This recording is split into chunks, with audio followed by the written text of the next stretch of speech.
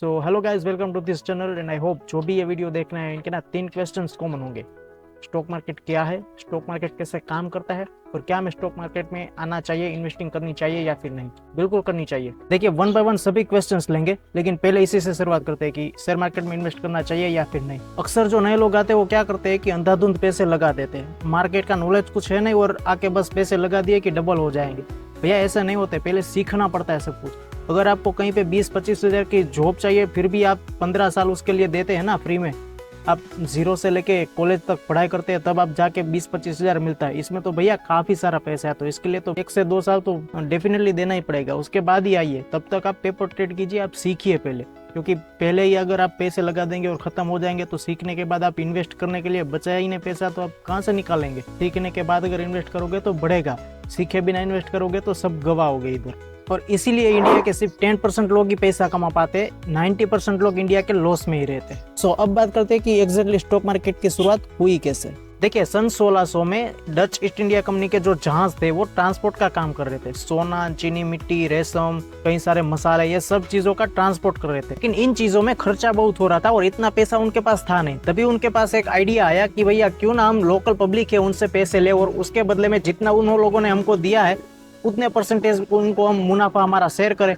बस इसी तरीके से अनजाने में ही डच ईस्ट इंडिया कंपनी ने स्टॉक मार्केट की शुरुआत कर दी थी। और इसके बाद काफी सारे बिजनेसमैन ने इसी तरीके से काम करना शुरू किया। और उसके बाद अभी दुनिया का सबसे बड़ा स्टॉक एक्सचेंज न्यूयॉर्क में है, अमेरिका में, जिसे न्यूयॉर्क स्टॉक एक्सचेंज के नाम से जाना जाता है। और हमारा इंडिया का स्टॉक एक्सचेंज पूरी दुनिया में अभी तीसरे नंबर पर है। देखिए, पहले कैसे होता था कि अगर आपको कोई शेयर लेना है किसी कंपनी का तो आपको दलाल के थ्रू बात करनी पड़ती थी। अगर आप दलाल को कॉल करके बोलोगे कि मेरे को ये शेयर चाहिए तो वो पर्ची पे लिख के आपको देता था। पर्ची कितने टाइम पे आप संभाल के रखोगे, अगर फटफट गई तो आपका पैसा भी डूब जाएगा। लेकिन अब ये सब आसान हो गया। ये सब अभी जब देख रहे हैं ना, ये सब एप्लीकेशन, अपस्टॉक, जीरो था, ये सब ब्रोकरी तो है, बस ये सब ऑनलाइन हो गया। अब फ्रिक्शन ऑफ सेकंड में स्टॉक्स ले सकते हैं, खरीद सकते हैं, शेयर बेच सकते हैं, ले सकते हैं, बस इतना आसान हो गया है। पहले बहुत टफ था ये सब चीज। ओके, सो अब बात करते हैं कि स्टॉक मार्केट होता क्या और ये कैसे काम करता है। अब इसे एक एग्जांपल से समझाता हूँ। मान लो आपको एक कॉफी शॉप बड़ी खोलनी है, कॉफी शॉप खोलनी है, मान लो 500 करोड़ क्यों, 5000 करोड़ की खोलनी है, ठीक है।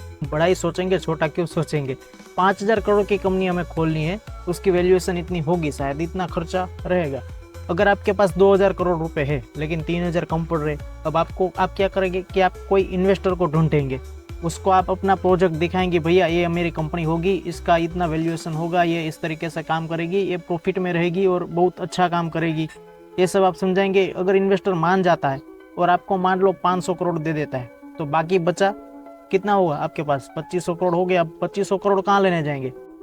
अब आप क्या करेंगे कि आप सीधा जाएंगे नेशनल स्टॉक एक्सचेंज के पास। आप बोलेंगे कि भैया मेरे को आईपीओ लॉन्च करना है, मेरे पास इतने पैसे कम पड़ रहे, मेरी ये कंपनी है, ये इसकी वैल्यूएशन होनी चाहिए। वो वैल्यूएशन तय करेंगे कि क्या प्राइस आपका रहना चाहिए। आप आईपीओ लॉन्च करेंगे। आईपीओ लॉन्च करेंगे, लोगों को लगेगा कि अगर आपकी कंपनी अगर ज़्यादा मुनाफा देगी या फिर अच्छा करेगी आगे फ्यूचर में, तो लोग आपके आईपीओ को खरीदेंगे। आईपीओ के खरीदने के बाद आपकी कंपनी लिस्टेड होगी। अब लिस्टेड होने के बाद मान लो आपकी कंपनी बहुत ज़्यादा ग्रो कर रही है, बहुत अच्छी है, लोगों के बीच में अपना भरोसा जता रही है, तो लोग इसमें इन्वेस्ट करना शुरू करेंगे। लोग इन्वेस्ट ज़्यादा करेंगे तो आपकी शेयर का प्राइस बढ़ता जाएगा।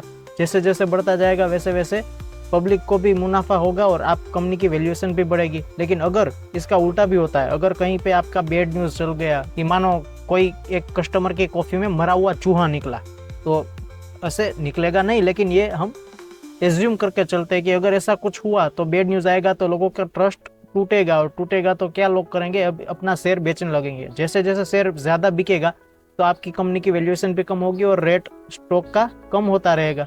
तो इसी तरीके से स्टॉक मार्केट काम करता है। कभी शेयर का प्राइस बढ़ता है, कभी नीचे होता है। लेकिन जो जेन्युइन जो कंपनियां होती है, जैसे रिलायंस हो गया, अदानी हो गया, टाटा, बिरला, ये सब कंपनियों के रेट दिन ब दिन बढ़ते ही रहते हैं, क्योंकि ये सब प्रॉफिट भी इतना करती है और मुनाफा भी इतना मिलता है, ठीक है। तो ये कोई गैम्बलिंग नहीं है। लोग शेयर मार्केट को एक गैम्बलिंग की तरीके से लेते हैं, ये सब पुराना है। लेकिन ये सब कंपनी के फंडामेंटल एनालिसिस चेक करके हमें इन्वेस्ट करना चाहिए कि इसके फंडामेंटल एनालिसिस क्या है, कंपनी के ऊपर कितना डेप्ट है, डेप्ट फ्री है कि नहीं, कैसे कितना मुनाफा हर साल कर रही है, ये सब देखा जाता है। उसके बाद इन्वेस्ट किया जाता है और इसी तरीके से शेयर मार्केट काम करता है, ठीक है। और अगर आपको ये सब चीज़ें पूरी डिटेल में सीखनी है तो मेरी चैनल को सब्सक्राइब कर ले और बेल नोटिफिकेशन आइकन को दबा दे, क्योंकि मैं सब चीज़ें फंडामेंटल एनालिसिस कैसे करते हैं, कैसे इंट्राडे क्या होता है, क्या फ्यूचर एंड ऑप्शंस होता है, ट्रेडिंग कैसे होती है, सब चीज़ें मैं पूरी डिटेल में सिखाने वाला हूँ। मैं पूरी बिगिनर से लेके प्रो एडवांस लेवल तक पूरी एक सीरीज शुरू करने वाला हूँ, जिसमें मैं सब कुछ सिखाऊंगा,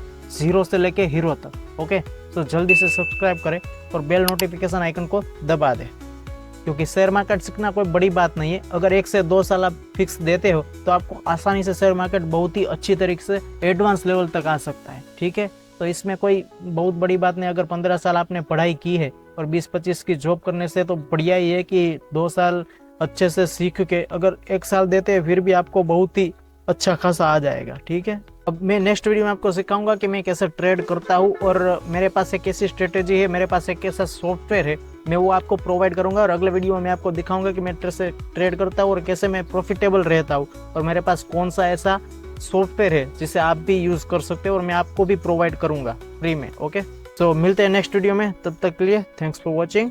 जय हिंद।